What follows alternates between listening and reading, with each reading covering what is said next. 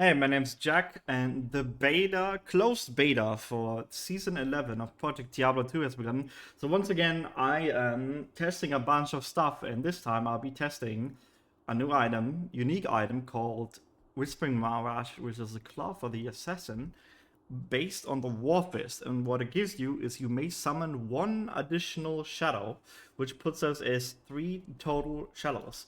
I think the best build to go with this weapon, with the Shadow Warrior, is to go for a Blade Sentinel build, as Shadow Warrior specifically mimic the skills that you are using. Let me very straight go with the foot. It's very straightforward. You go for Max and Blade Sentinel, Max and Blade Fury, Max and Blade Shield. This is the synergies for Blade Sentinel. Then we will go down here. We will put 20 in Shadow Warrior. We'll go down the street, put 1 point in each, and 3 points, if possible, in burst speed, and the rest, most of it then in Claw and Dagger Mastery, because Blade Sentinel applies to that. And that is pretty much the skills. Let me show the equipment. G-Phase with 3 armors in it to fix resistances. Why we're using G-Phase is for the chance of Crushing Blow, and the Deadly Strike is also nice. Crushing Blow is really good on Blade Sentinel. These 2 claws are actually ethereal, and that is because Blade Sentinel doesn't use up durability, right? So as long as you're not like physically attacking the monster, you're summoning the Blade Sentinels and they attack for you instead of you attacking yourself, it won't lose durability. And that's why ethereal, we need as much ED as possible. If you're really rich, you can put Om runes in these for the higher ED you get from them instead of Door runes. I think this is good enough, honestly. I went with a Mara's Kaleidoscope for Ores plus 2. What is also good is you get yourself our Seraph's Hymn. Even if you're not a paladin, you get plus 2 in the damage to demons and undead is actually really good. Plus 3 attack rating as well. And the chest is Fortitude for the high ED, and the all rest is also really nice.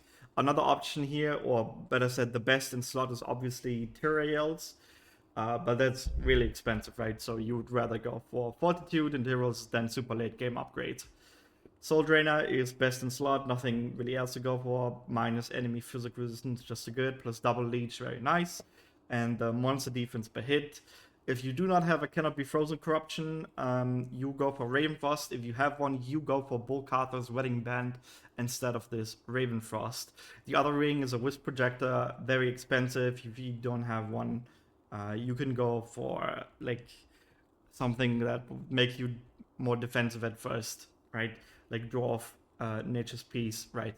Something like that.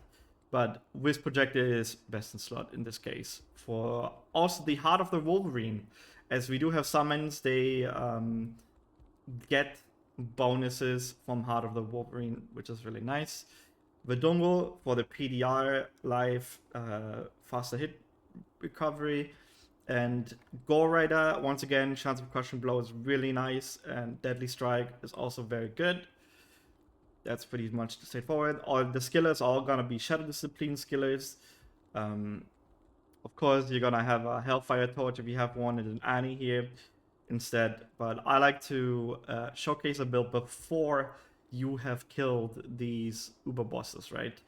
So full Shadow Discipline skillers, and the small skillers just or resistance, FHR life, however you can get them.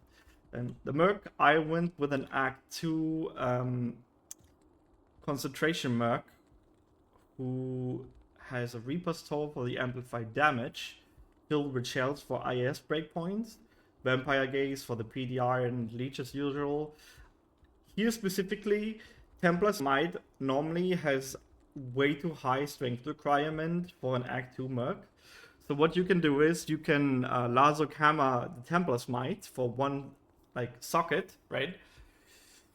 And then you just put a Hell Rune in, which drops the requirement to 198, sorry, and that should make it wearable for your Act 2 Merc, which gives you Might Aura, which is really good. Dracul's Grasp just for the nice lifesteal. What you can also do is you can give him Rare Gloves with increased attack speed and resistances, which is probably a lot better than this, but Dracul's Grasp here I will be using for the really big strength roll. on these gloves, 20 to 30, so we can equip the Templar's Might, Redongos for the PDR, of course, and then some boots, if possible, half restoration, or even better, like triple rest boots where there cannot be frozen corruption, would be best in slot. The unique boots are not bad as well. You can go for Scarab Shell or Water Walk boots. Both of them have really nice defensive layers. That's pretty much the equipment. So the thing is, when we swap in or swap, we have a call to arms and a lidless to buff, right? So we will be buffing, and we can have 3 shadows while we are buffing with call to arms. So these buffs are mostly for 1 shadow, your Merc and you. And resummon them and make sure that they're using the right ability. Burst of speed here in this case, and they can also get Venom. 1 point in Venom is really worth it. Then have your Heart of the Wolverine up and Blade Shield as well. And let me show you how this build looks in a map. The damage is actually really, really high, I do have to say. But we're already passing 150, 160,000, 170,000. The clearing is actually really good because the Shadow Warriors are summoning Blade Sentinels together with you. And they just patrol everywhere, and the enemies just run into the Blade Sentinels and die.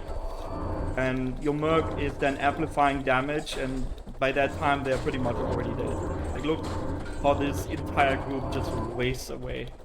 So that is pretty much how this build looks. I am very pleasantly surprised by this unique item. It is absolutely a nice addition to the game, and I really like this idea of this kind of build. There is a really nice guide for Blade Sentinel and Blade Dancer Assassin by an old PD2 player called Gold Collector X. So if you're looking to get into Blade Sentinel, I highly recommend this guide. It is a big Google Doc which you can find on the PD2 Wikipedia under the guides and links.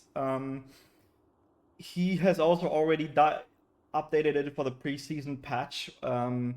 And honestly, there's literally everything that you could possibly need to know for the Blade Sentinel, for this Blade Sentinel build is inside that Google Doc.